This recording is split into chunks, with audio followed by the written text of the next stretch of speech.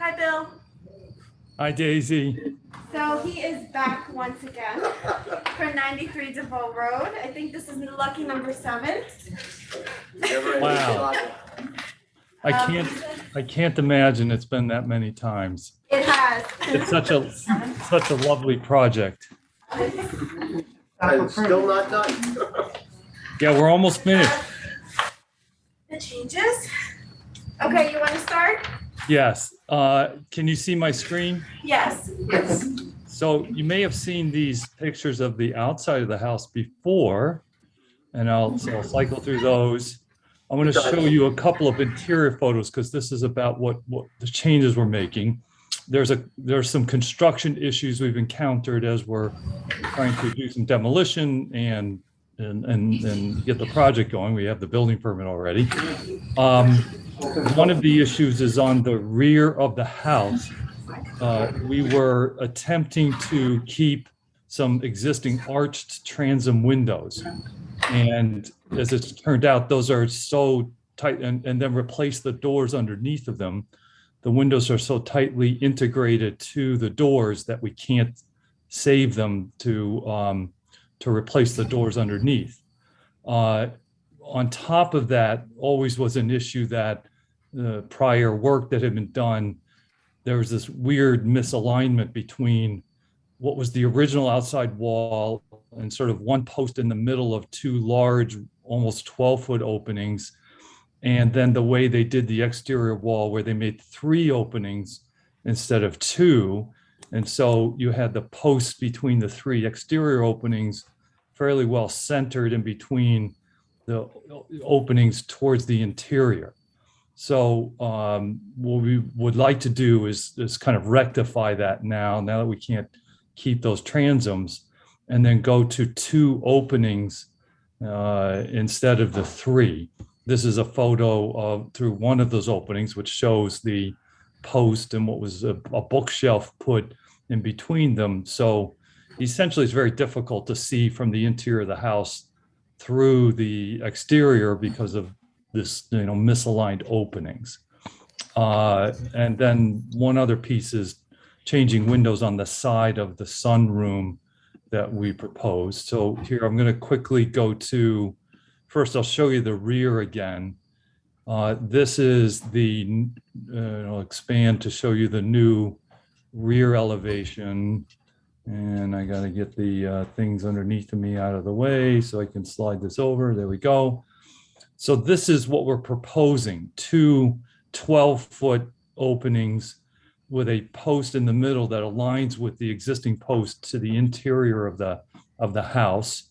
And these 12-foot openings relatively therefore aligning with the existing opening to the interior. And then making them the full height, including the transom, which is an 8-foot height instead of trying to recreate any transom. I'll show you the prior elevation, which is here. Oh, sorry, that went too fast. This is the prior elevation where we were trying to keep those existing arched transoms and then replacing the doors underneath of it versus the new elevation here. Along with that, we had a horizontal mullion in this screen porch to kind of line up with the transom window over the prior transom window. So we're eliminating that mullion to just open up that view. And then, by the way, sliding the stair over so that it now centers on the new opening. In its prior position, it would have centered directly on this post in between. The other change we're wanting to make is on the side elevation of the sunroom, going to full height casement windows with a fixed in between instead of, again, a transom window that we had previously. So this elevation shows the previous configuration with transom windows, and then also replicating that in the screen porch, and then going for the simpler look of the fuller height where no transom, but the window height is the same.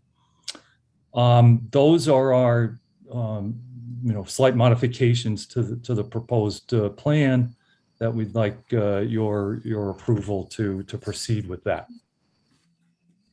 Why'd you take out the transoms on the side? Just because you lost them on the other side? Yes, so that we didn't have transoms on, because you can see all of these windows from within that existing dining room and looking to the side and to the rear, and there's no other transom windows on the rest of the house, so it just seemed to be odd to retain any of the transom windows, and certainly to still get the height with the amount of light that the taller windows would allow. Okay. One more time. Okay, let's see if we can make this one get Okay, built. I'll see you in a few weeks. Thank you very much. Have a good evening. Thank you, Bye. Bill.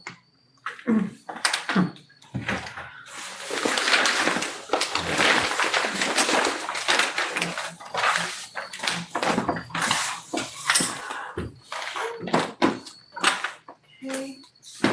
So is the next one 236? No, 235. Okay, so they're returning. Their last meeting is here. Hi, I'm here. Amanda Linhart, architect for the Goswamis.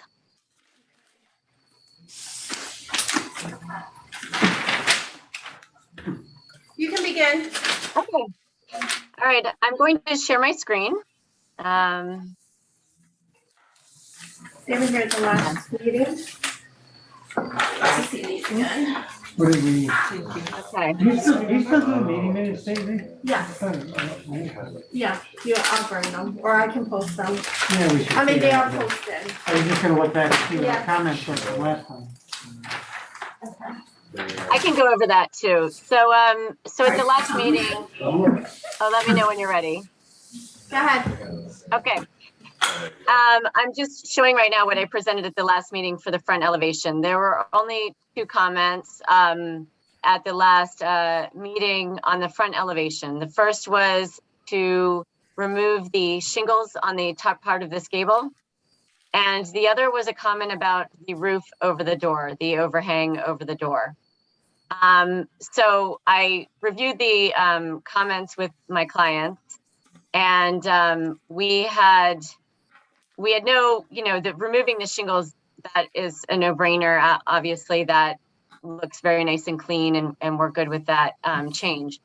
I tried for them a shed roof over the front entryway, which they were absolutely not pleased with at all. So we are coming back with 2 options, essentially. The first option is just literally no overhang over the front entry. Really one of the main purposes of doing this project is that the inside of their house is pretty dark. And so putting a roof over both windows and the front door was kind of a deal breaker for them. They'd rather see nothing than blocking all of that light into the front hall. And then we the scheme with the no shingles up here with the roof back in the location, but I moved the windows a little bit further apart and made them slightly smaller than I had before, which kind of freed up. I think the concern was, let me zoom in real quick. I think the concern was that it felt very crowded in this area. And then there was a concern also about just repeating gables. But I think by moving the windows apart a little bit, making them slightly smaller, it kind of helps free up that area. And I also made the brackets that support the roof much smaller than I had before. I'll show you what I had initially, just so you can see the differences. This was the first with bigger brackets. And then here, making it smaller, making the windows slightly smaller, moving them slightly further apart. And then the option without the overhang is this option right here. So, I think part of what, and I can go through the plans again, I'm not sure how many board members were at the last meeting, but I think what's deceptive about these elevations is that this garage pushes forward quite significantly. And then this piece also pushes forward about 4 feet, and then this is set back. So there are basically 3 planes the forwardmost plane, this second plane, and then the third plane. So I think that makes it a little deceptive when you're looking at the elevations as how flat it looks. But that's Did you look at any sort of an awning or something that's high enough that it doesn't block the view? I mean, it just seems like most people like to open their door and not get rained on, just functionally. I actually don't mind the first option before the revised one with the gable roof. Can we look at that one? this is the one with the gable. Mm-hmm. Actually explains it's kind of in the middle and Yeah, I thought we talked about maybe making the windows a little narrower so that it wasn't so crowded. Did you look at that at all? Yeah, they are slightly narrower. I didn't make them a little bit narrower. I think I don't have the dimensions with me right now, but I did make them slightly narrower. I don't know if you can see. And I made them slightly shorter as well, I think. Can see. I don't know actually if that's visible or not.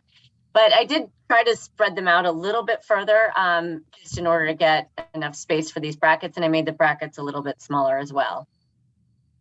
I mean, it's good to have something. Yeah, I think it's better than like. yeah, We didn't notice this last, but I'm presuming that concrete slab is something that's existing, which is why that's not centered on the door.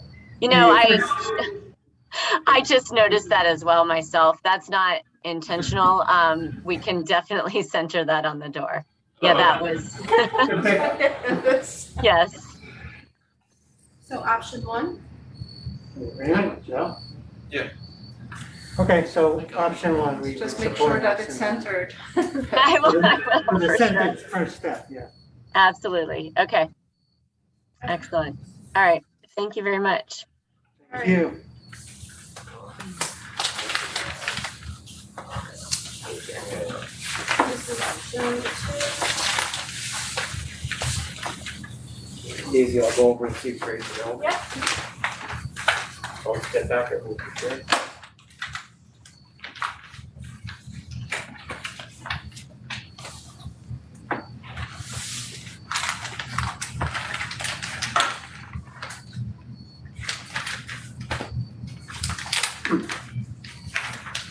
Oh, is that him? Which is the historic, Yes, 236. Original? Huh? Have you been present when the key original? no, I don't, when was it? When was this before us before? I believe in March. Yeah, I said I must have missed it. No, I was looking for Frank Williams. He's on the screen. He's on the popped up. Yeah, thank you. Alright, so this is a revised plan. Wait, no. Where is this? Hold on. And then something funny, right?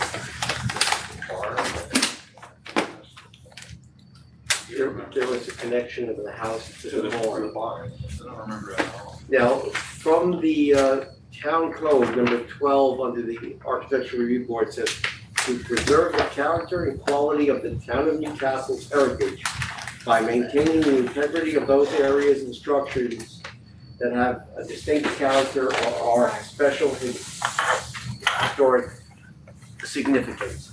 I copied that from the code so you guys could just briefly, And you emailed us something, you know, the 3 pages that were kind of. Right, that was- historical, yeah, that was, like historical code. right, the landmark committee guidelines. And you are asked as a board to make a decision that what is being asked of the applicant meets that criteria or does not meet that criteria.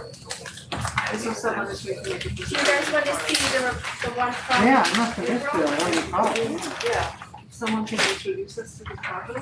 Do we have the applicant up there? Sure. Maybe I did see it. What is being proposed? So did we approve something We before? did, we approved it in April. And is it back for change or is it back for It's challenge? back for change because it needs to. What the problem that arose is that it should have gone to the landmark committee first before coming to the architectural review board. So therefore, we have to look at this. But did they change anything? Yes, there's two different renditions. The landmark committee met with the applicants, expressed their concerns. The applicants met with their design staff, came up with an alternate version. If you can see on some of the plans, these roof lines from the original one to the new renditions are altered. Is this the old one, Lacey? That's the new one. That's the new. This is the one that was approved in April. So if you look at the roof lines, one of the ridges is a lot higher on the older version. The compromise was to drop it so that it looks symmetrical as per the wishes of the landmark committee. When you go to the site plan and look at the site plan, you're going to see, you see how this one, this ridge line was a lot higher than the other side. So there was an ask that they drop the ridge lines to be more typical of center of the house being proud and the sides flanking be not so masculine. Which So what's the different here? applicants, I don't see. This is different? you have the new one, This is the new one, that's the old one. this is the old one. This roof line here is higher than what, This has three. Oh, here it's a little Right. bit lower. Two. so it was softened, if you will, to more emulate what would have been at the time. And no, they didn't request The landmark committee made a request to it. reevaluate this area to make it more applicable to the Oh, era I of see. the home. Yeah, that's true, I agree with this. You know, that was one of the It's symmetrical. requested changes. Okay. Now, the bigger dilemma comes when you look at the site plan. If we can find a site plan on one of these to look here. The proposed additions connect to the old historic barn in the rear. The landmark committee has made a statement that this should not be a physical connection. This should be separate and apart from the main structure, being years ago, barns were treated as detached and away for smells, pests, noises. The landmark committee had made a request of an open breezeway between the two structures, and the applicants and the design staff came back with more of a glass enclosed breezeway. Now, I'll turn it over to the applicant to speak some more. Zimmerman? Yes, this is Lance Zimmerman. I'm the architect, and I think he's actually done a pretty good job of explaining everything already. We did a few other things too. If you look at the drawings, I'll see if I can share my screen here, and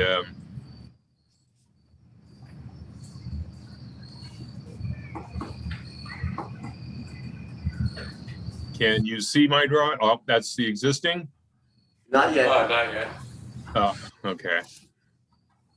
Why can't I get this to get out of the way? Let's see. Wait a minute. Share down here. Our screen sharing. For some reason, it just won't. You're Here we sharing. are. You sharing? Okay. Here we go. Okay. This is what we have submitted. Oh, no, this is the previous submission. I can see that. You want to look also at Jay. Well, it actually isn't, but these windows have been changed. They're now, they're double hungs. We changed all the casements to double hungs. And let me see if I can scroll through this. Pretty sure it was in here.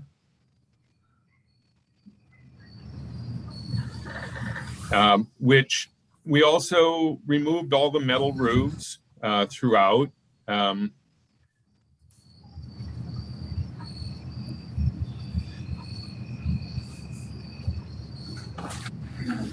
Keen one, here we go. Okay. Yes, we replaced all the windows in the house. There were a lot of casement windows that were done in the 50s, including the windows in the kitchen, the windows up above. All of the windows were replaced with casements at one point. And we are putting them back in with the more typical historic double hungs. We reduced this window and dormer significantly. We made it so that it basically matched this, even though there is no dormer on this side. We aligned the roof so that the ridge is the same height. We did dormer it out though, and we're leaving the dormer at the height that it is rather than trying to align it with the front dormer. This is pushed back approximately 6 feet. So in foreshortening this, if you're standing on the ground, you really are never going to see that this does not align with this. And what that allows is it gives us a 7-foot plate height in this bedroom, where right now the plate height in the existing house is 6 feet. The ceiling height is less than 7 feet throughout the house. These windows are set at 5 feet 3 inches off the floor. These windows, the new ones that we're proposing, are now set at 6 feet off the floor, which makes it just, so much better.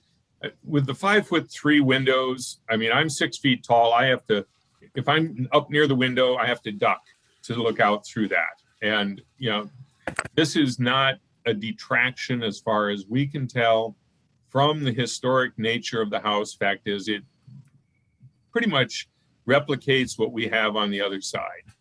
Also, we took all the metal roofs off of here. We left the dormers. We replaced these casement windows that we had here with double hungs, but we have to keep the connection to the barn. And this was typically done in a lot of New England houses where they would just continue building on and adding on to the rear of the house until they connected to the barn, whether it was horses, cows. They were right next to the people so that they didn't have to walk outside. And we opened it up as much as we could with the breezeway that is glassed in, which I think gives it a new, a nice feel.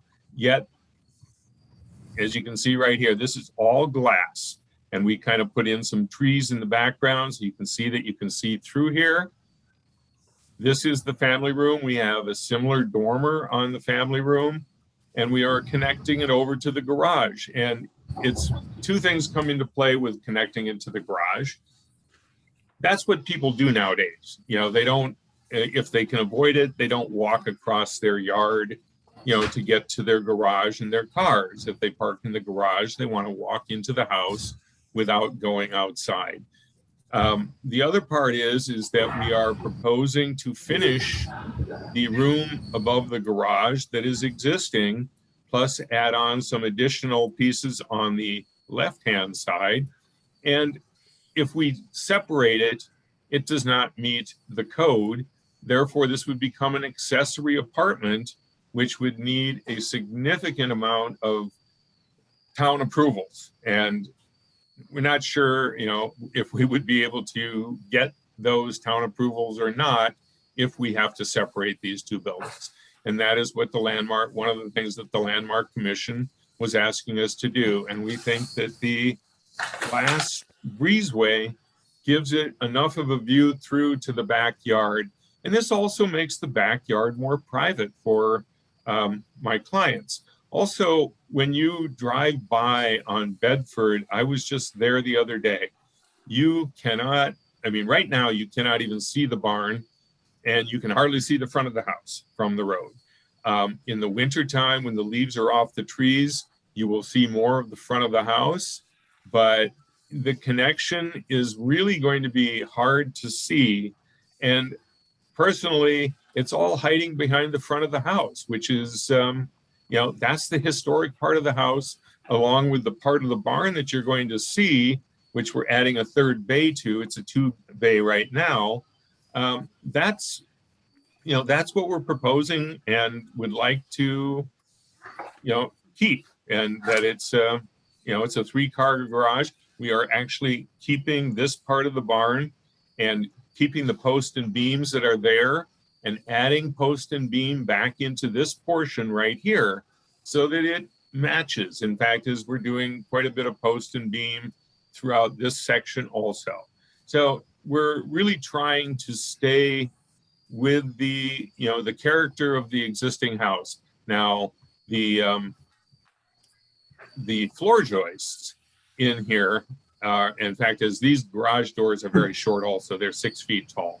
The floor joists are literally logs with bark on them. The unfortunate part is because there's going to be living space above this, we will actually have to sheetrock underneath those joists because they have to be fire rated. But it's a mishmash of different sizes of logs and things, but it is kind of a fun character. That's also the case in the basement, or it's not even a basement. There is no basement. There's a 4-foot crawl space underneath the main house, and that also is old cut logs with the bark still hanging off of them for the structure. So we do believe that we have given a lot to the Landmark Commission, and we're hoping that you will approve this and that we could move forward and get this started under construction as soon as possible.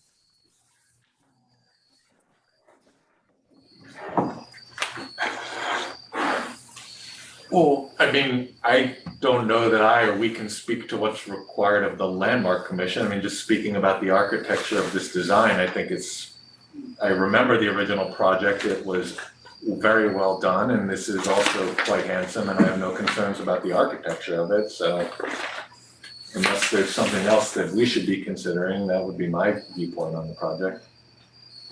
Yeah, I think the changes in the roof line and the dormer that were proposed and improvements are good ideas. I don't think it's fair or appropriate here to force them to leave a detached garage. And I think they've done a nice job connecting it, and I would not, me personally, I would not say that they have to keep the garage separate. And I think they've done a terrific job on the house in general. I agree. Yep, I'm in agreement. All right, so let's open the floor up to Gray Williams to speak on the Landmark Committee. Sure. Mr. Williams? Good evening. Wait a minute. Am I muted or? No, you're on. Loud All and right. clear. Okay. All right. But first of all, let's get out of the way. We're perfectly satisfied with the changes and the present condition of the existing house. We appreciate the changes that were made and the willingness to make them. Our problem is very different. What we have here originally is a rather modest Quaker farmhouse, a little bigger than perhaps was usual at the time, but still not a big house. The owners like the house, they admire it, they enjoy it. But the house they want to live in is entirely different. It's much bigger, with much bigger spaces and more rooms, more amenities, and it goes on and on. And furthermore, and most important, it is all one building from beginning to end. And this is entirely contrary to all the existing principles of historic preservation. Yes, we felt that just to begin with, there has to be a separation from where the house ends and where any other construction begins. We went along somewhat reluctantly with the very large addition of the playroom directly to the newer wing of the house. I'm afraid in further consideration that was a mistake because it's all too easy to suppose that that is simply an extension of the house. The house has to have integrity. It's supposed to be the important thing on the site. all additions and so forth are supposed to be subsidiary to it. They're not supposed to distract it, either because they're too large, or too prominent, or extend too far. They're supposed to be additions, but not replacements, and not a change in the basic relationship of the house to its site. And this violates all that. So at the very beginning, there has to be some place, and we feel that that has to be at the end of the family room, which we do feel is really out of scale, but just about meets the guidelines for additions. I think it needs to be offset. That's the usual solution. That was the solution for the addition that was made earlier to the house. They say it's several feet set back. That immediately says, this is an addition. It's not part of the house. So yes, if you could scroll down to where the playroom ends. Other way. Can you shrink it a little bit? Can you shrink the scale so we can see more of the plan?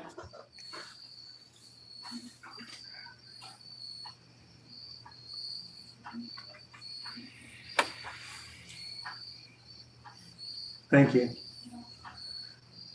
Okay, but what they're proposing is you have a foyer, you have a mud room, which actually also includes a new powder room. They have all sorts of additions to the old barn, and that's a separate problem. I'll get to it. But it is all one house.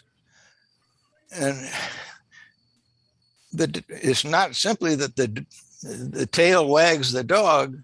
It is the dog. That foyer is, in fact, would become the main entrance to the house. It is not enough to provide a glimpse of the backyard through it. It's a room. It's part of the house.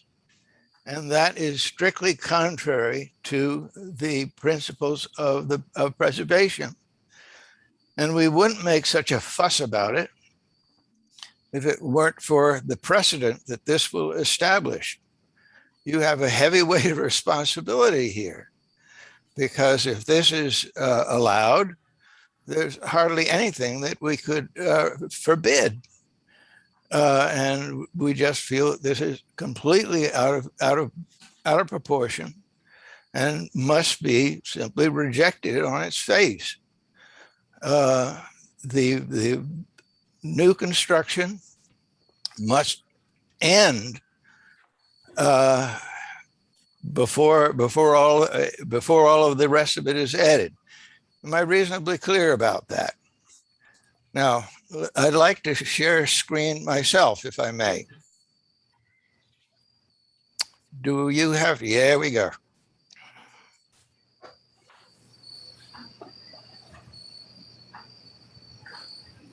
That's the view from the street. Here's the end of the house as it presently is. There's the garage. Here's what's between. And you can see it, and you will see it. In our view, that just makes matters worse. Yes, one of the guidelines, accepted guidelines for preservation, is that the addition should not be visible or hardly visible from the street. It is visible, but the real problem is that the addition is to make it part of a house rather than standing on its own is just strictly contrary to all the principles of historic preservation. Now, let's go back. Maybe you could put up the view of the plan, because it is helpful. There we go.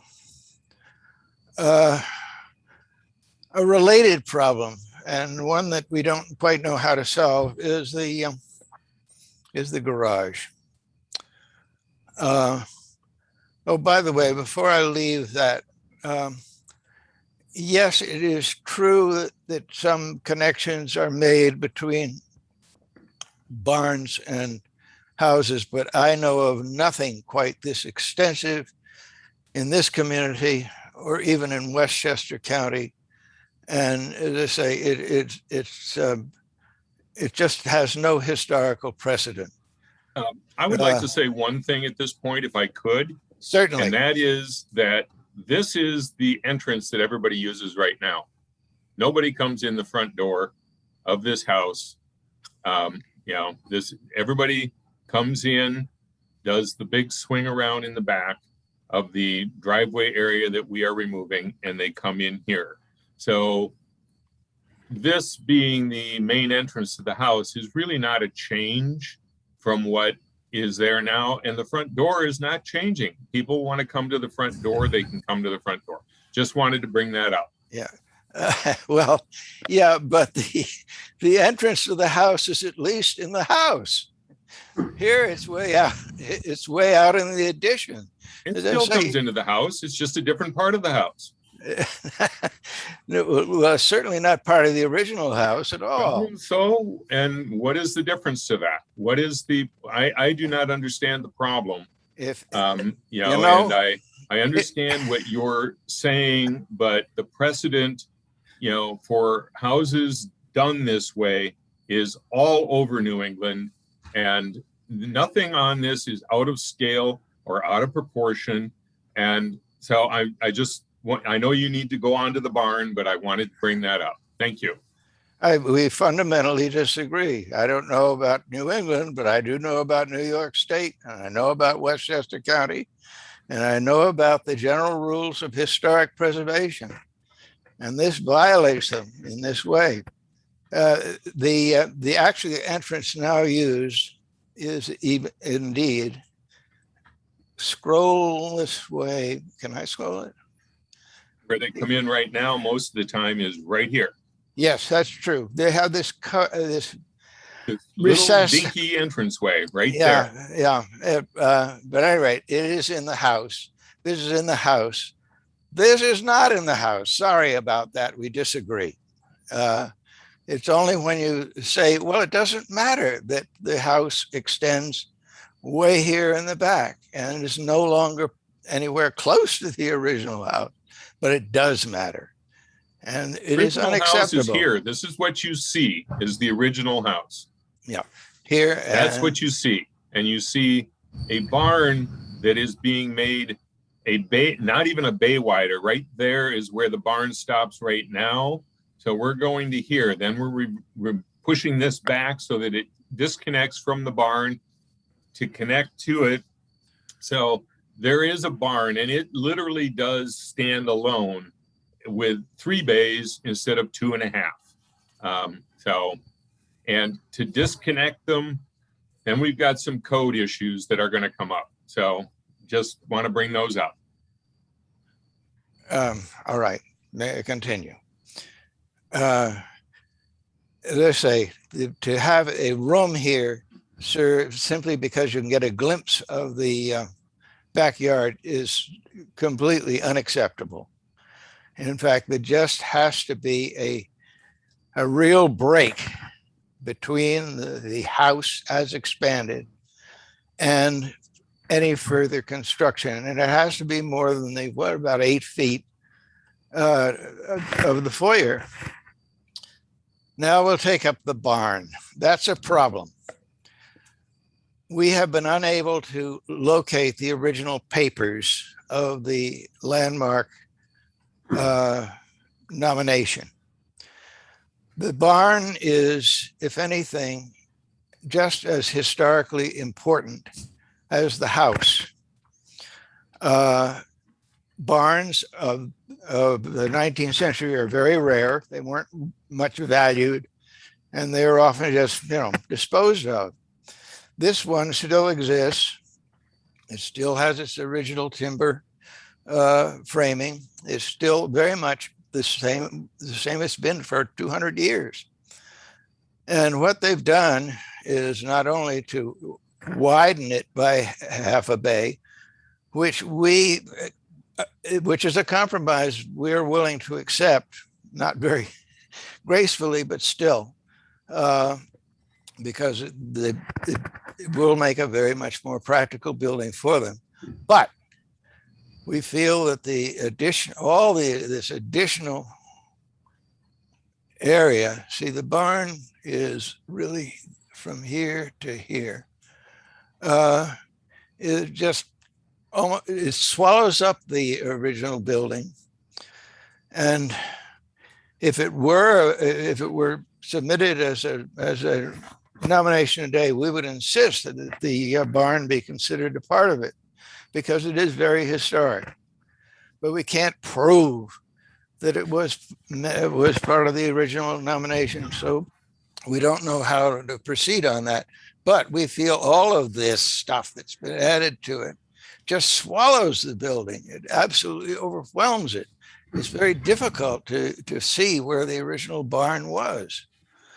As I say, there's a fundamental collision between the buildings that they have and the building that they wish. And we don't know quite how to resolve that. All we know is that this would be a terrible precedent, and that we must protest it as best we can. And it really is up to you. What kind of legal designation is this? Is this a legal landmark, so to speak? Yes, it is a designated Newcastle designated landmark. And as I say, what it means is that when a proposal for additions is made, we have to do a report on the history of the building and what it contains. In this case, is 2 buildings. And then, does it meet our guidelines for additions? And it plainly does not. And now you've received the report. I hope you've all read it, because it says the same thing that I'm saying.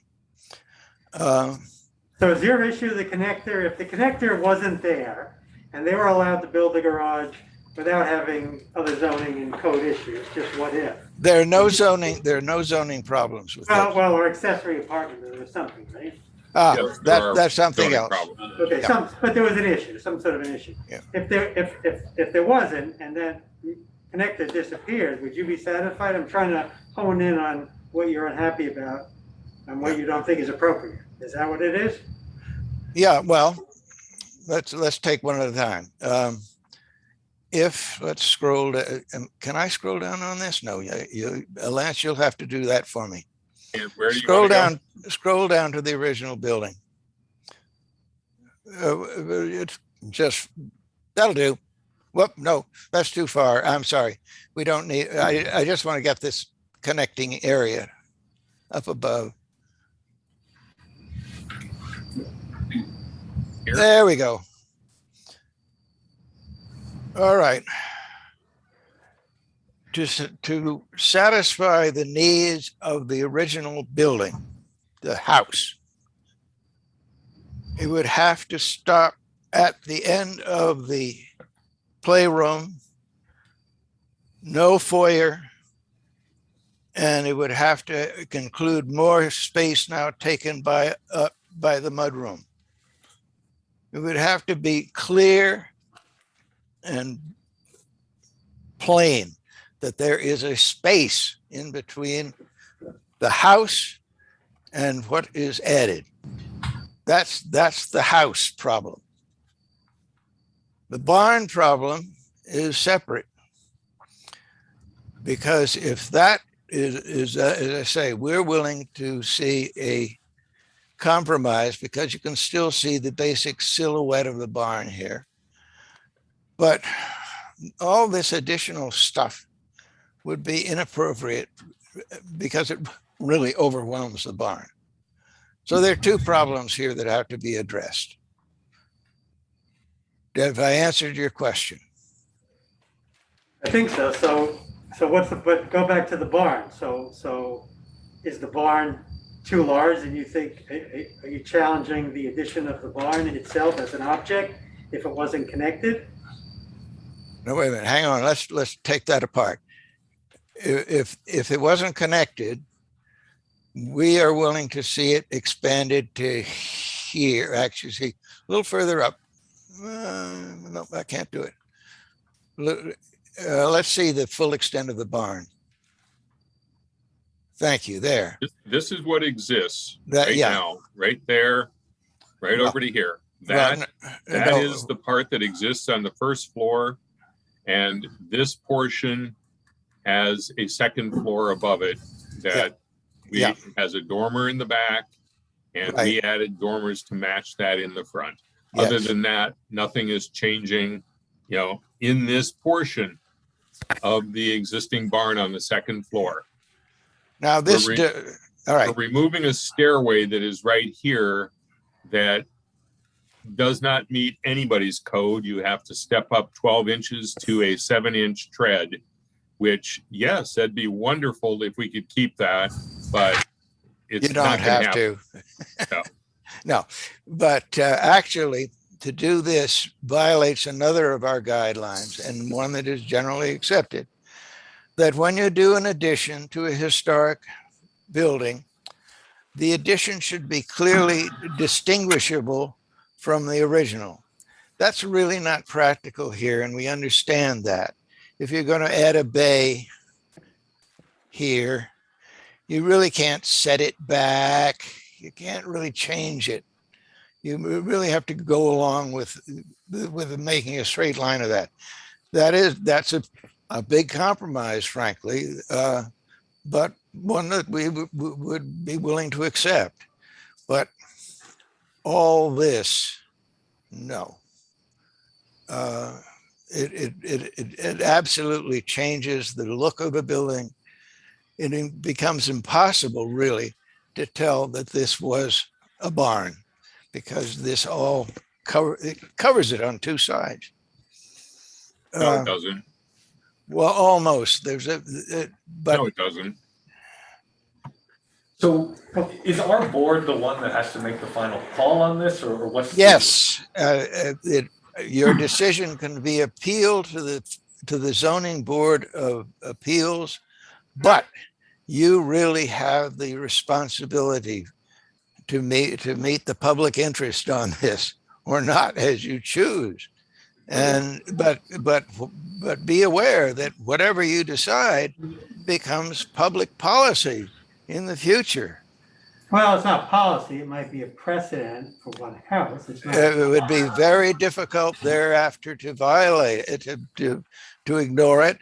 And if other people want to do the same kind of thing, in fact, it makes all our guidelines meaningless. If I'm not mistaken, Mr. Gray, your recommendations are only that. You have no legal precedent over what can happen to the historic house. Quite. And I think we have really kind of bent over backward to keep the original house the way it was. And we have compromised already by lowering the plate height and changing the addition that we were putting on to the left-hand side.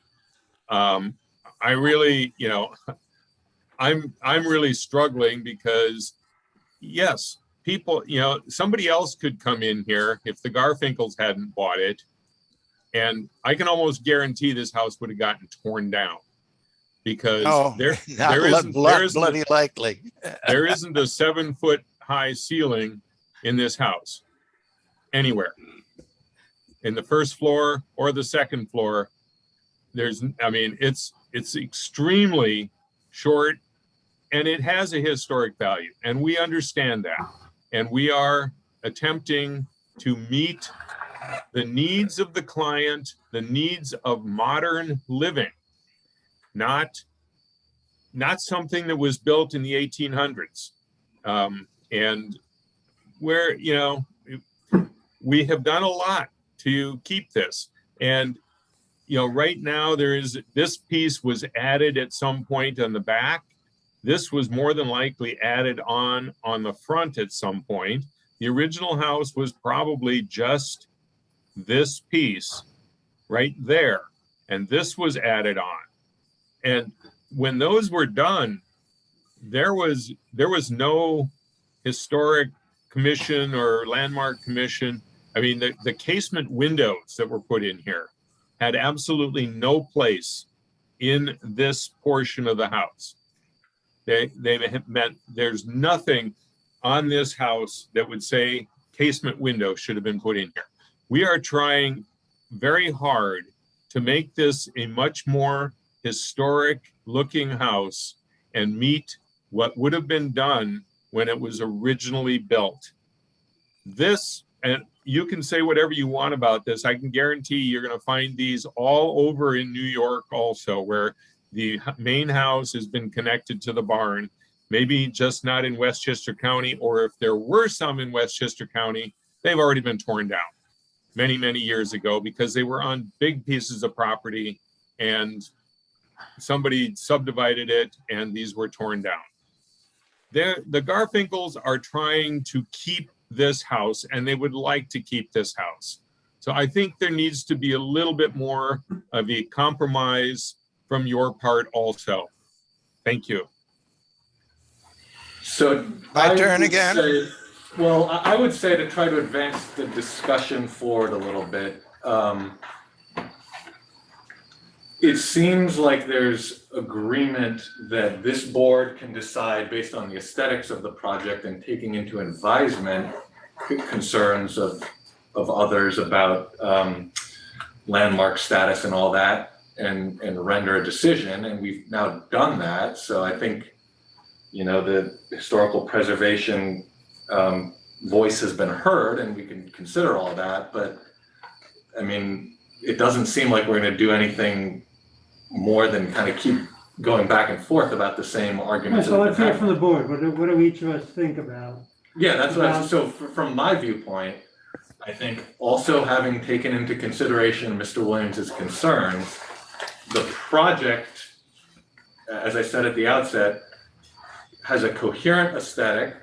It is likely better done than any other attempts to link these two structures might be. And it stands on its own very well. And so from that perspective, I would approve the project. And I'm not concerned about precedent because, as Bob mentioned, any other attempts in future different buildings to connect a barn and a house will come before the same board. And if those attempts are not aesthetically coherent or pleasing, we will reject them. We're not bound to approve any connection of a barn to a house simply because we've approved this connection of a barn to a house. Sorry, I can't disagree with you more. All right, It is let's hear from other board members now. Michelle, Sarah. Joe,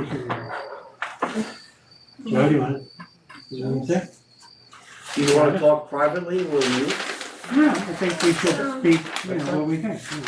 Curious to hear what everybody thinks.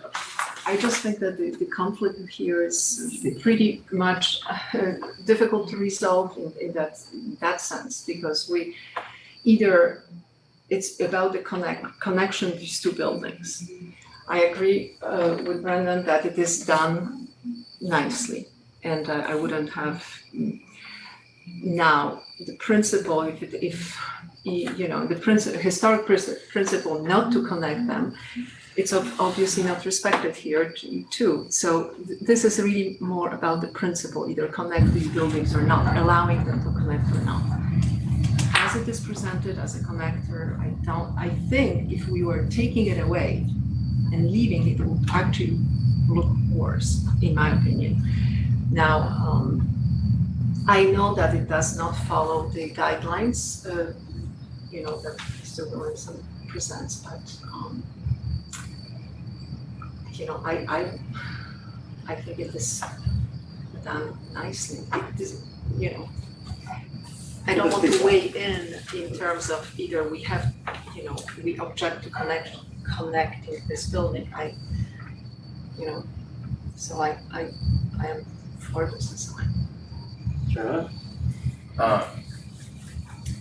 I would agree with what's been said from the other board members.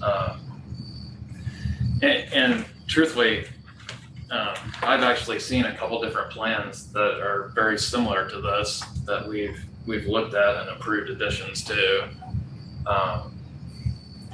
These rambling farmhouses, and I think I actually remember us commenting about when this was proposed about the rambling farmhouse type aesthetic, to where you start adding on and adding on and adding on, and then you eventually get to the larger structure, barn, garage, whatever, what have you. Truthfully, I don't know all the historical context at all about this house. I don't know why it's a landmark. Is the whole property a landmark? I've read the additional comments that were submitted, but I just don't know about why this. Is everything on this piece of property the most important thing? Or, I think I had read in some of the parts that the garage is not historic, so they could tear the thing down versus, truthfully, they could tear it down and start over if they wanted to, the owners.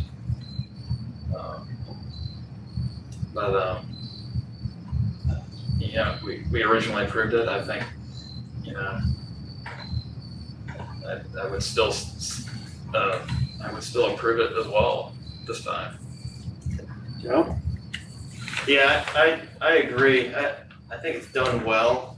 I hear the challenge with connecting the house to the garage and that code issue and all the other challenges with it. And making the house livable for the future is a good idea, great idea. So, I don't have any strong concerns about connections, adding to the garage, to the barn area. The only comment I would have is that it does look a little rambling, but I think that's just the nature of the site and the design of the house and the proximity from the barn to the main house. It's just what has to be done to make it more livable. And I would say some of it is a philosophy of landmarks. Do we want to turn it into a museum? Because a lot of these houses, the dimensions are such, as we've heard, that they don't meet today's lifestyle. People are taller and people live differently and people use spaces and rooms differently and people want, a certain function in a house. And it does seem a terrific opportunity where we're taking, a historic building and giving it life and people are living in it and they're certainly treating it with its improvements, I think, very nicely. The only thing I'd ask, I'd reach out to the owner and the architect is, could you think of a way to make that physical connection, which I do not object to, for one. Make it a little, I don't know, more transparent. Is there a way to make it look a little less the same as the house in a sense, instead of, wood framing and the doors and the buttons on them is, sometimes in commercial architecture, people do real glass connections and it really looks like a piece of glass. And I'm not suggesting you do that, but, materials, painting it different maybe so that one stands out over the other and maybe it looks a little less rambling. Could you give some thought to how you could make the barn stand out a little bit differently from the house as opposed to blend together with a connector and still keep the connector?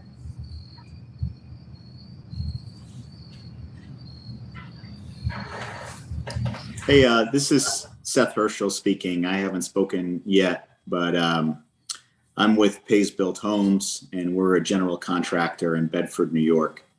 And I've done several historically relevant projects in Bedford and Katona over the past 20 years, and I'm working with the Garfinkels and their architect, Lance Zimmerman, and have been part of this process the past 3 months. And I'd like to recognize and appreciate your board's sensibility in how you're approaching this situation. I've seen this before in various different kinds of settings, and I know it's challenging. And there are a lot of opinions start to get involved, and we start to try to differentiate, opinion from what is, judicial and what meets our code, and who gets to vote ultimately in the end. In this particular case, I think Mr. Zimmerman has done a good job responding to Mr. Williams and the Landmark Advisory Committee's comments, and have made specific changes, which is why we're back in front of the Architectural Review Board, keeping in mind that this project already has an approval, which might have been a procedural glitch, but needless to say, despite that, we chose to take the advisement of the Landmark Committee and made changes to the project and resubmitted, because we wanted to make sure we were doing the best we could with this property. And I've been consulting with the Garfinkels and their architect. Basically we built a design team to try to do the best we could and put forth a project that we thought satisfied all parties. So we made some of the changes that were discussed earlier in terms of the roof lines, in terms of making sure that the main structure was dominant, certainly from the street view, which it is. And this connector and that whole wing that connects the house to the barn is not visible from the street. So from an ARB standpoint, from a historic standpoint, this is really a private matter to the homeowners. You can see part of the barn and you can see the front of the house from the street.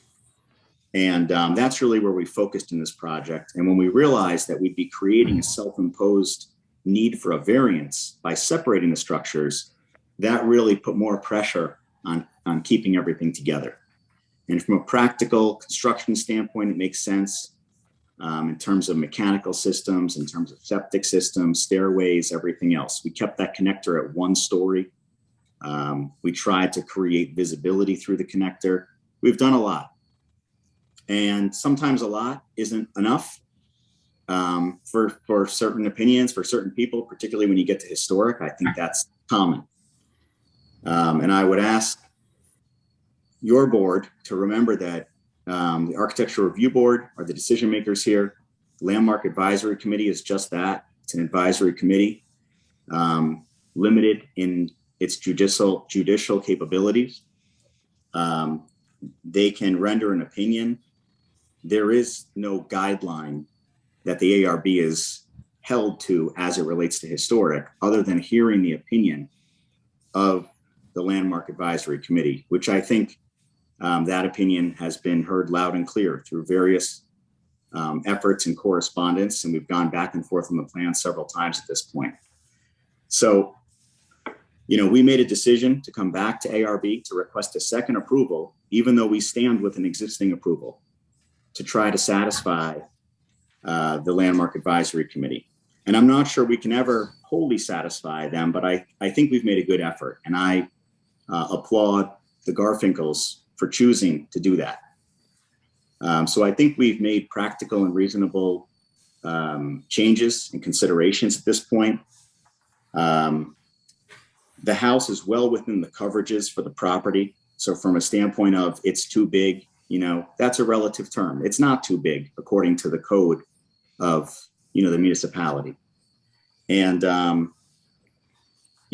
think that at this point, we'd like to proceed. We'd like to try to start construction on this home before winter. I'll let the Garfinkels, weigh in a moment, but they're a growing family. They chose to move to Chappaqua. They love the town. Amanda is pregnant with their next child now. They're concerned about their home and making room for their growing family. And that's a real current consideration. And we're trying to take the historic considerations into account as well. But there's a lot of different forces at play here. And the most important one is of today and our current needs and the family who's living there and the taxpayers who are living there, trying to improve their home so that it meets their living standards. And the main focus of the house, the front facade, is staying primarily intact.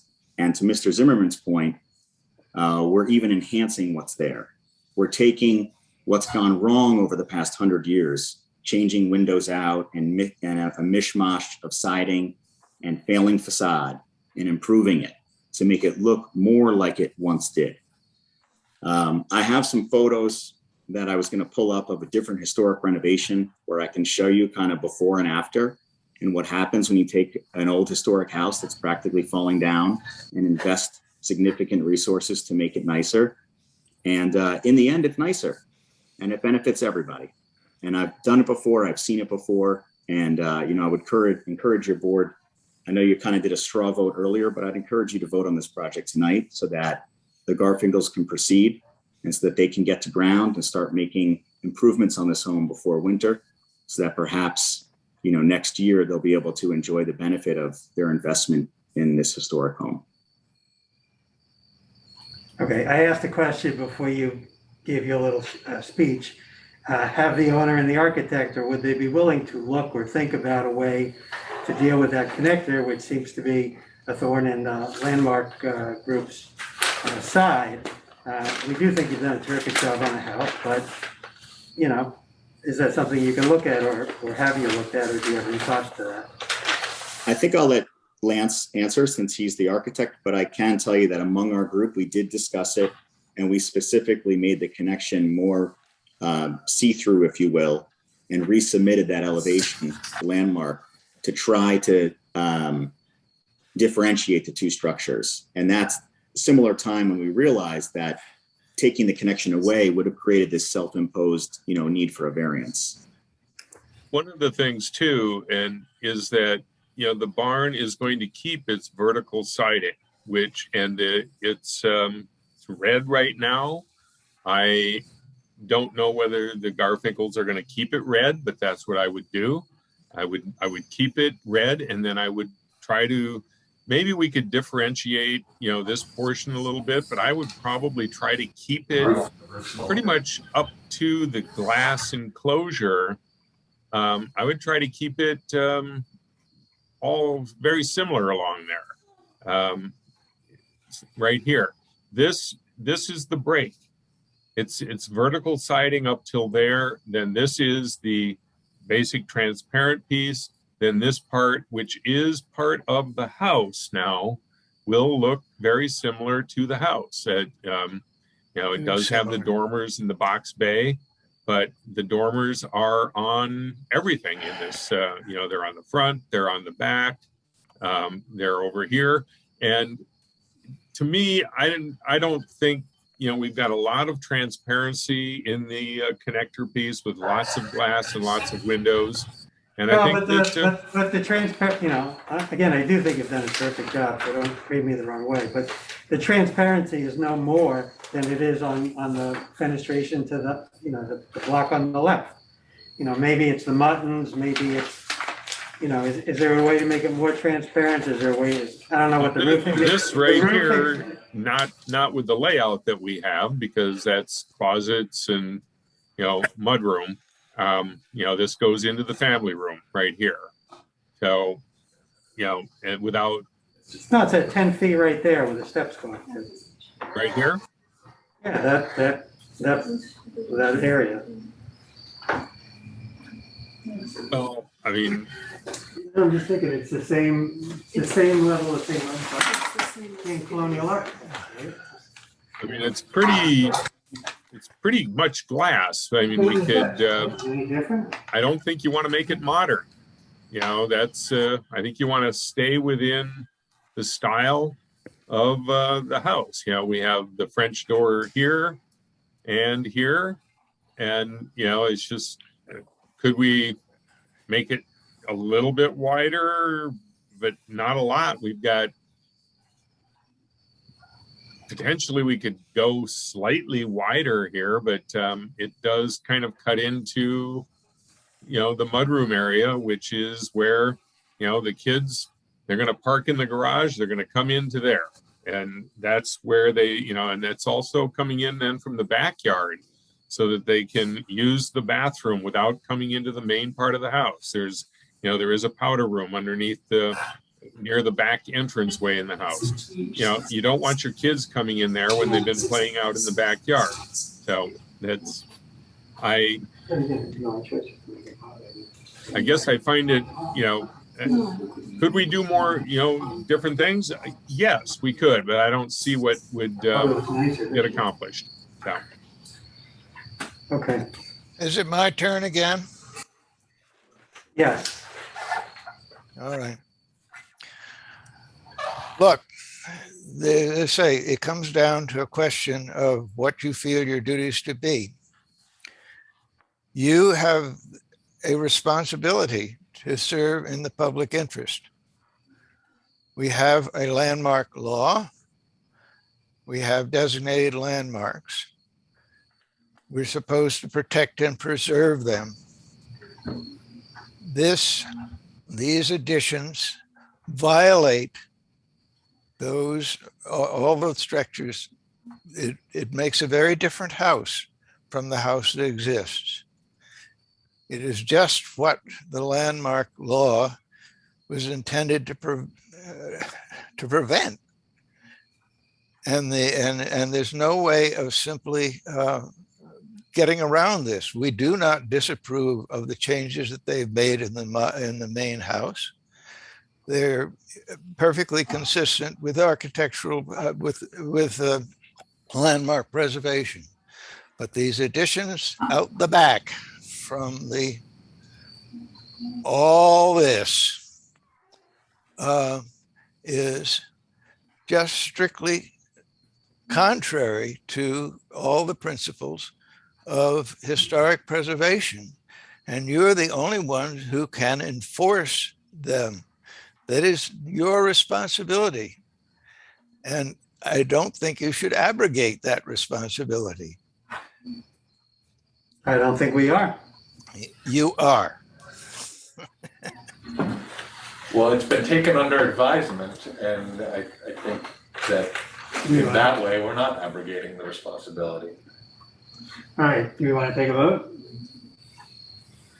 So I would vote to approve it. I think it's, it's taking a structure and keeping it vibrant and I don't think that historic buildings have to stay frozen in time, and it appears that this building was never frozen in time, that it has been added onto over time. So I would approve it. Yeah, me too. I'm approved. It's approved. Approved. Approved. 5 out of 5. Okay. Thank you very much. Thank you.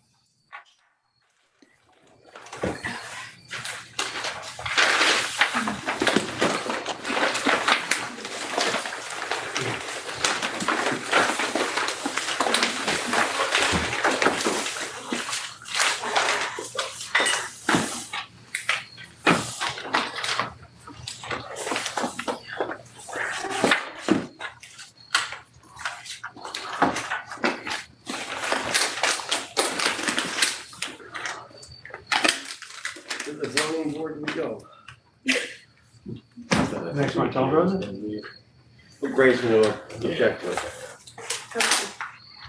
So up next is Chapel Crossing, East Village. No historic one, right? I hope not. How many units did they get? Well, in it's here? been taking us long enough, so you may just get it. And we have the materials here. Yes, we start dishing out some goodies.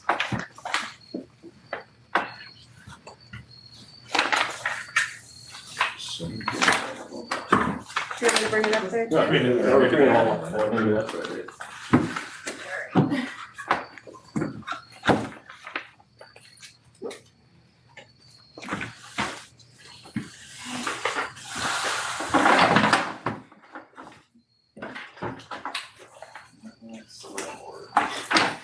No, which one's the, yeah.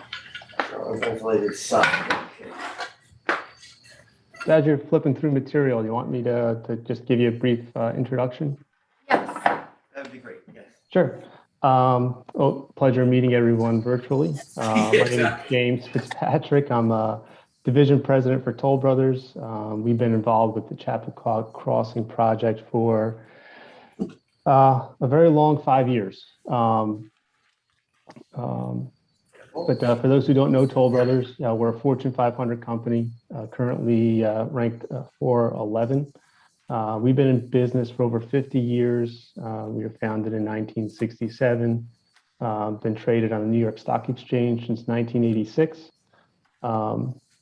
We currently operate in 24 states, most recently adding South Carolina and Tennessee to our portfolio of markets that we operate in. We serve all types of customers, everyone from move-ups, empty nesters, active adults, second home buyers. We operate in urban and suburban markets. We build everything from luxury single-family homes to detached single-family homes, master plan communities, and then also we have a whole urban division and student housing division as well.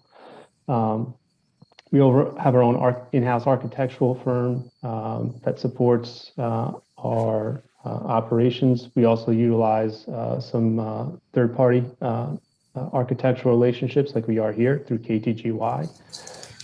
We have our own in-house engineering department, land development department, golf course development management, and landscape subsidiaries. Just a couple of quick, brag points. We were just recently, just in 2020, we were named the world's most admired home building company by Fortune Magazine's survey of the world's most admired companies. It's our 6th year in a row that we've been honored, and our 10th year overall. We've been in the New York market for over 20 years. We've built roughly 25 communities, and we've delivered about 1,400 homes in Westchester County in that period of time. So we've been here for a while. Are these limited to two-bedroom homes? Is that a limitation, restriction? There are a few 3-bedroom. Yeah, so the site plan approval was actually a town board approval, designated the number of bedrooms permitted on the site. So there are a mix of both 2- and 3-bedroom homes.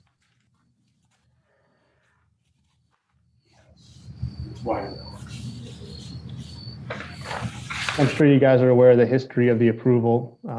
It's been a long road. This site in particular was a little tricky to figure out, because of the traditional neighborhood design. Everything's alley loaded. So it took a good amount of effort and a great deal of input from the planning board to kind of get where we are today, which are both the architectural styling and even down to the footprints and floor plans of the homes that were discussed along the way with a good deal of input from the planning board.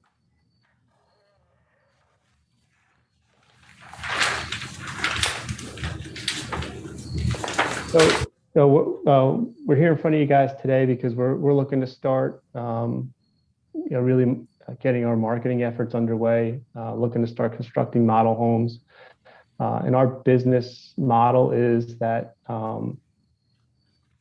we are, we want to make sure that what we're marketing to our customers is ultimately what we're going to build. We're very confident that, where we ended up as far as the aesthetics of the homes, the materials being used, the placement of the materials is consistent with the site plan approval, and again with the input of the planning board. But prior to really putting a bow and finalizing our marketing material, we want to make sure that again what we're planning on building and marketing and selling is consistent with the approval, and we're looking for your input on that.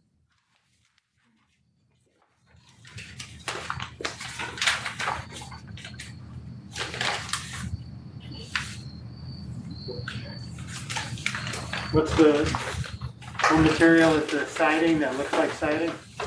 Yeah, so everything's either going to be, it's a cementitious siding, whether it's a hardy or equal. Windows are Anderson 400 series or equal. Yeah, a thin cut stone is the proposed stone cladding. And then we've also incorporated some brick alternatives as well. Yeah, where are you alternating between brick and stone? I see both facades there. Yeah, so that was a topic of a lot of conversation with the planning board. You know, and ultimately we landed at a place where they were comfortable with really the market dictating and the buyer dictating what material was utilized where. They also in each module, there are 3 or 4 homes. You're not gonna mix and match within the module, will you? So that what your statement is where we landed. I said our preference is to incorporate the materials, the variation of materials on the site, but within each building, you know, the grouping of 3 or 4 or 2, 3 or 4 are the building mixes in the community, is to be consistent within the building, or else it starts to, in our opinion, it starts to look a little too much like a patchwork quilt. I would agree. One building is made up of well, some are 3, if you look at the master plan, some are 3 and some are 4, so they're just giving you.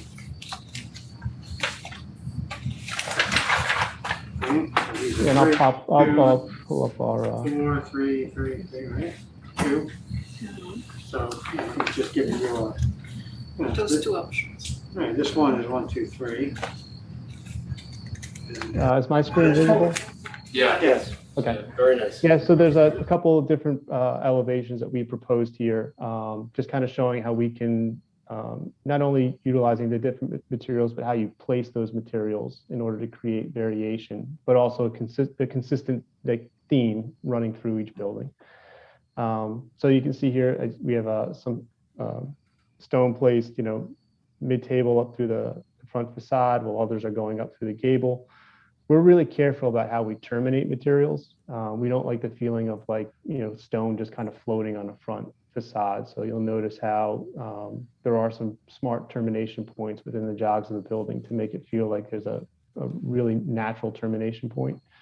So we do feel comfortable mixing siding colors between the units. We do think the color palette works well together there, and it will offer up a nice break in the building facade. Consistent with the approval and the underlying requirement from the finding statement was that we needed to incorporate some architectural elements that tied it back to the cupola building and some Georgian style architecture, which is pretty easy to accomplish in this part of the world. So, we did pull in some full height masonry chimneys. We do, obviously paid a lot of attention to the gables, utilized dormers, incorporating the windows into the gables. So those are the sorts of themes and characteristics that we incorporated or flowed through from the cupola building. Do you have any rules of, so you don't get 3 brick buildings together and then 1 stone? I mean, yeah, so yeah, we're gonna. So we have another project over in Sleepy Hollow, New York, Edge on Hudson, and we were up against a pretty similar set of design criteria there. So what we do is there's a little bit of a combination between us controlling, having some control over the styling of the building, but then also offering some flexibility with customers, and that can come into play through, like for instance, each one of these homes will have 3 different elevation styles. Within those 3 different elevation styles, we can apply different materials and different color palettes. So we may dictate the elevation style, or we may dictate the color palette and allow the customer to choose the elevation style. But we're very careful to, we have our interests are aligned, right? We don't want a cookie cutter appearance on the community within the community. But again, we also want to avoid a patchwork quilt. So we did incorporate into the. We don't have that. Yes, can you show us that? Because yeah, sure. And I think I may have pulled up the wrong. It's always dangerous. Yeah, actually, I have the wrong slide in here. Hold on. I'll stop sharing my screen. I'll pull up the right document that gives you a little more comprehensive look over the materials and the colors. Yeah, if it's not gonna look just like that, if you're gonna have different module facades, we'd like to see what they are. Yeah, all the variations that are allowed, basically, if we could see what are they.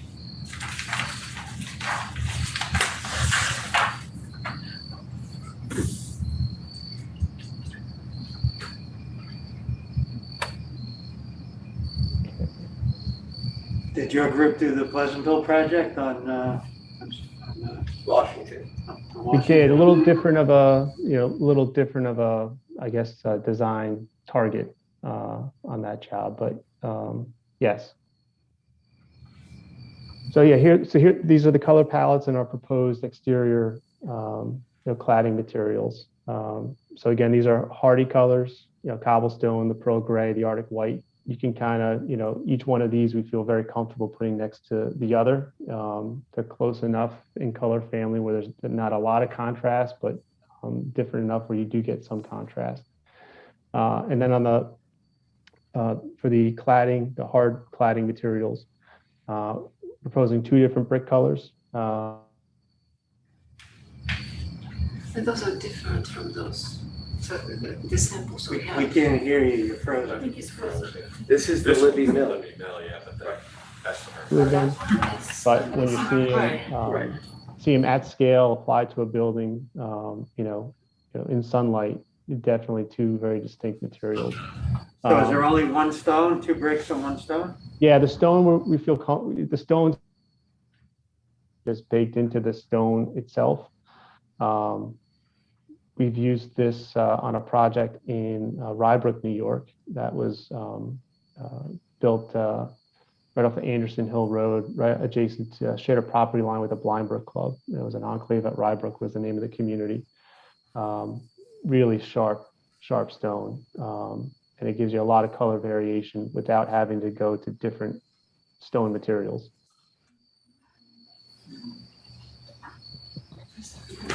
That's the same.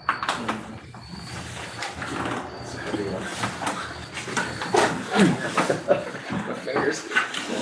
Stone? That's the stone, but that's not the brick. That's. No, the right one doesn't look like this. This. This one. Different, explain. The glasses keeping it all this. If they invent a mask that doesn't fog your glasses. Yeah. So we're offering, Jason, we're 5 home styles here, 5 plan types. So can we go back to variations, the color variations? So each, the way that, we don't necessarily pre-program, what model home gets built on what home site. So we like to design our, or engineer our site plans to allow for as much flexibility as we can. So for instance, we'll offer 2 different plan types for the, or 3 different plan types for the end condition, of the homes. And then 2 different plan styles for the interiors. So when customers come in, whether they're looking for a 1st floor primary or they're looking for a 2nd floor primary home, that's going to drive the home style that gets built predominantly. And then, the next qualifier, I guess, for plan type would be the number of bedrooms the customer's looking for. But again, we do have a restriction there, so we're going to monitor that very closely.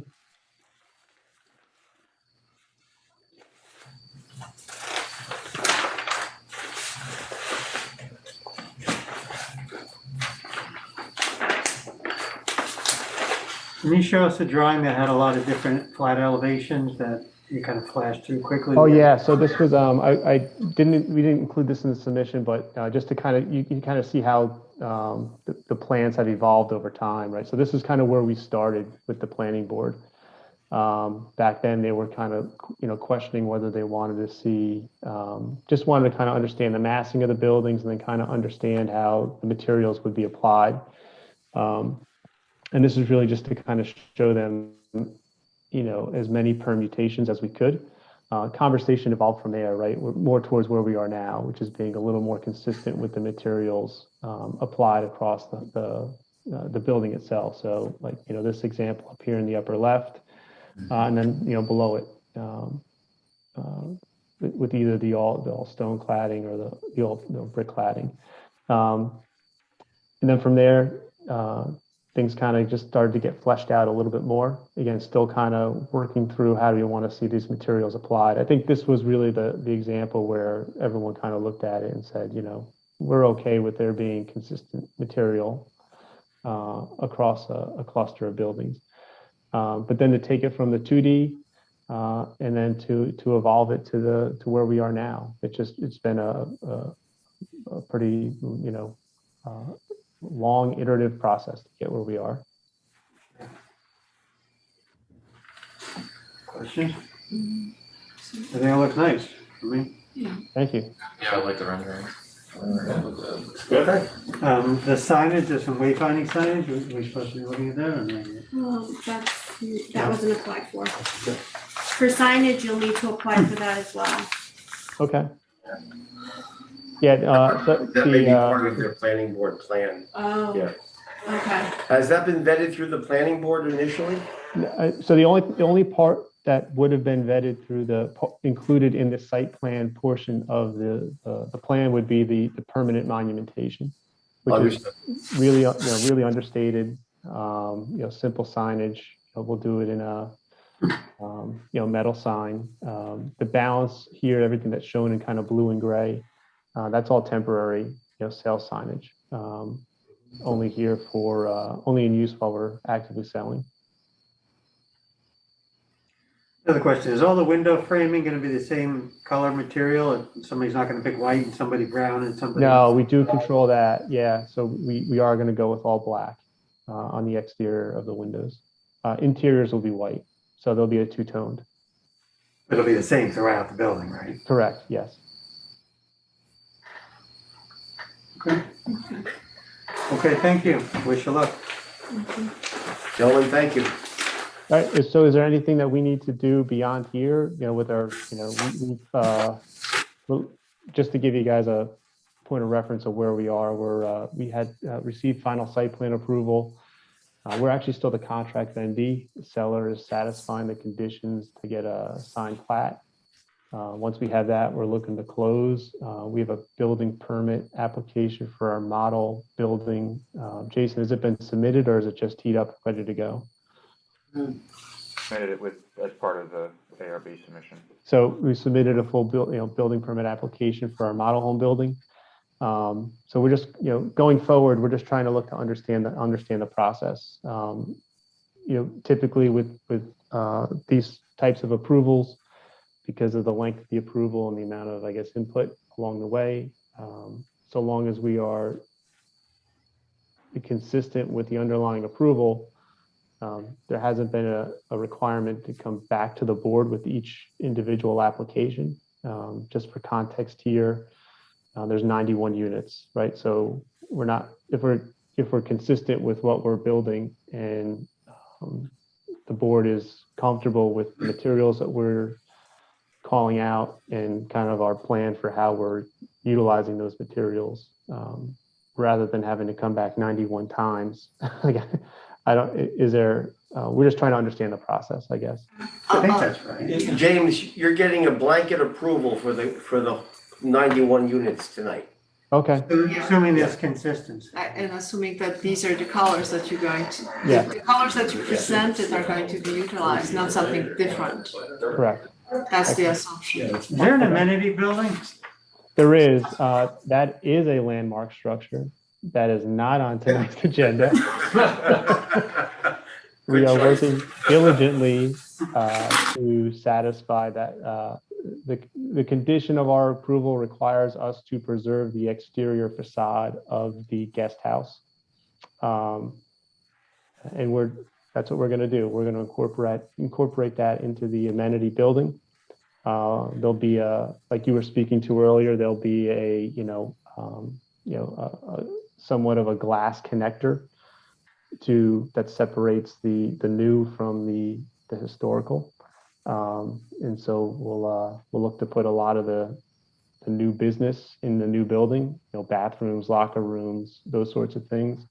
So we can, preserve the exterior with as little, modification as possible. Is that gonna go to Landmarks Group again? Is that gonna go to Craig Lynch? Identical. So they'll be back for Yes, this. Ray Williams will be speaking about the Wright House, which is the house in question, and how we're trying to save the facade of the house, which is doable at this point with some creative architecture and engineering. Yeah, you can say front facades, you can get rid of everything and keep it up, you can cost money, but when are you looking to break ground? Man, we would have loved to have been out there 6 months ago. We'll as soon as possible. I mean, we're chomping at the bit. We've been involved with this project for a long period of time, and we're really excited to get going.